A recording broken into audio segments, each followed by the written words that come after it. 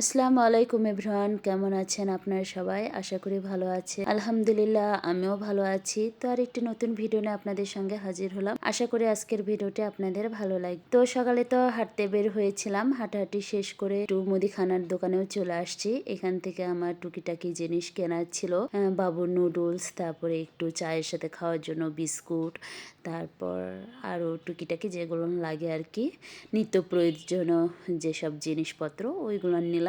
বাসায় আসার সময় দেখি এখানে মানে কিছু ফল বিক্রি হচ্ছে, ওখান থেকে ফল নিতে চালাম, কিন্তু আসলে ভালো লাগলো না দেখে আর নিলাম না। তারপর বাসাতে এসে আগে সর্বপ্রথম বাবুর জন্য একটু নুডলস বানিয়ে ফেলছি, যে বাবুকে নুডলসটা বানিয়ে দিই, বাকি কাজ শেষ করব। তো এই তো বাবুর জন্য তো কোকোলা নুডলস রান্না করছি। বাবু এভাবে আলু দিয়ে ডিম দিয়ে মানে নুডলস খেতে খুবই পছন্দ করে, কোকোলা নুডলস। আর মাঝে মধ্যে মেয়ের আমার মানে টেস্ট চেঞ্জ হয়ে থাকে, জিবার স্বাদ আর কি পরিবর্তন হয়। তারপর অ্যালেক্সামনির মাছ শেষ হয়ে গিয়েছে, তো ভাবলাম অ্যালেক্সামনিক নিয়ে যাই মাছ কেনার জন্য, ওর মাছ কিনে নিয়ে আসি। তো বাজারে গিয়ে আর ভিডিও করা হয়নি। তো বাজারে গিয়ে তো হতাশ হয়ে চলে আসলাম, কারণ অ্যালেক্সামনি যে মাছ খায় সে মাছ বাজারে নাই আর কি। তো অর্ডার দিয়ে আসলাম, বিকালে দিতে চাইছে, দেখি কি করে। তারপর ছাদে বসেছিলাম অনেকক্ষণ, বসে থাকার পর আমার গাছের কিছু সিম তুলে নিলাম, নিয়ে চলে আসলাম নিচে।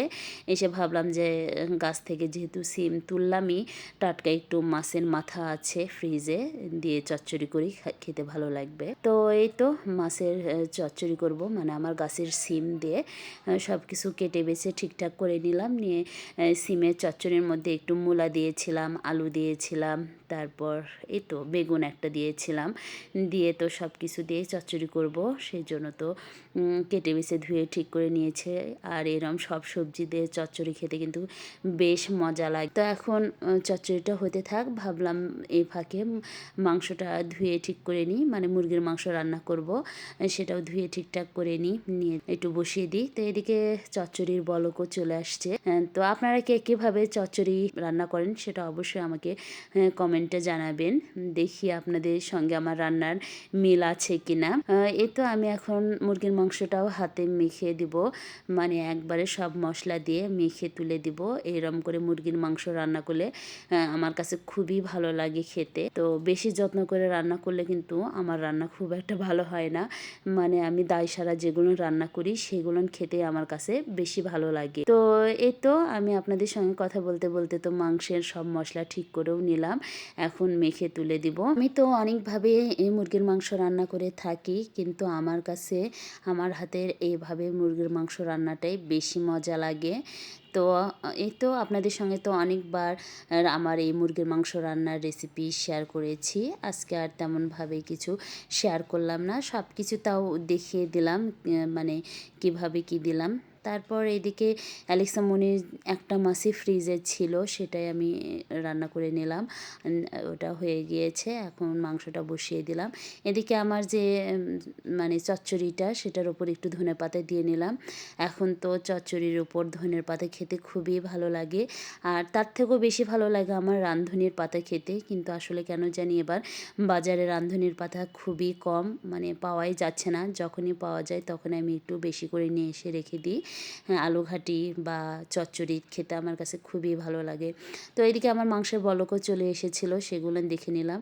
একটু পেঁপে ছিল, সেই পেঁপেটাও কেটে নিলাম, নিয়ে ভাবলাম যে রান্নার ফাঁকে ফাঁকে ফলটা খেয়ে নিই। বেশ কিছুদিন থেকে ফল খাওয়ার অনীহা, মানে খেতে ইচ্ছা করে না ফল খুব একটা। আর শীতকালে অবশ্য ফল খেতেও ইচ্ছা করে না, শুধু আমার না, এটা মনে হয় প্রত্যেকটা মানুষেরই হয়। তারপর তো রান্না টান্না শেষ করে আমার দুপুরে সব কাজকর্ম শেষ করে আর ওইগুলো ভিডিও করাও হয়নি। তো ভাবলাম প্রত্যেক দিন আর কি ভিডিও করি। তো এই তো আমি বিকালবেলা একটু হাঁটার জন্য বাহিরে বের হয়েছিলাম। তো একটু হাঁটাহাঁটি শেষ করে আবার বাসার দিকে রওনা দিচ্ছি।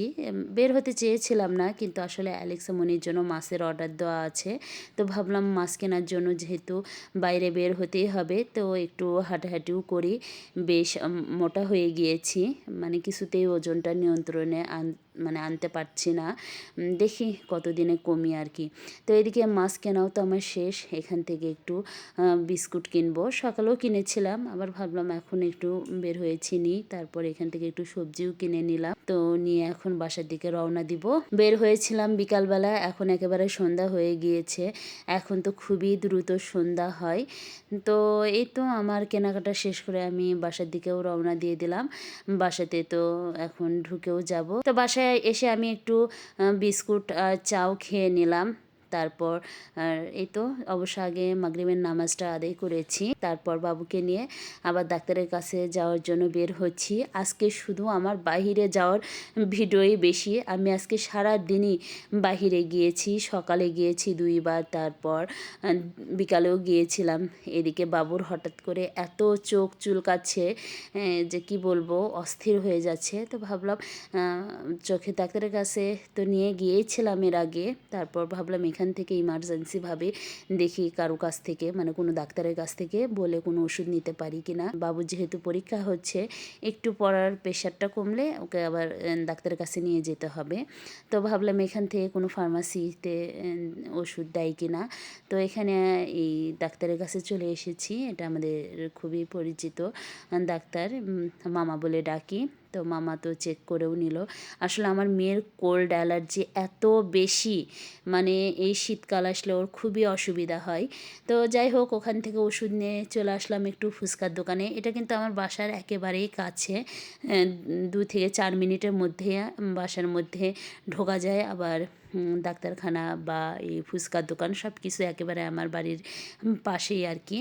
তো এখান থেকে বাবু আর আমি 2 জন 2 প্লেট ফুচকাও খেয়ে নিলাম। খেয়ে দিয়ে এখন বাসার দিকে আবার রওনাও দিয়ে দিচ্ছি। তো এই পর্যন্তই ছিল আজকে আমার ভিডিও। সবাই ভালো থাকবেন। আজকে শুধু বাহিরে ঘোরাফেরার ভিডিওই আপনাদের সঙ্গে বেশি শেয়ার করলাম। তো এই তো আজকে আমি এভাবেই দিনটা কাটালাম। সবাই ভালো থাকবেন। আল্লাহ হাফেজ।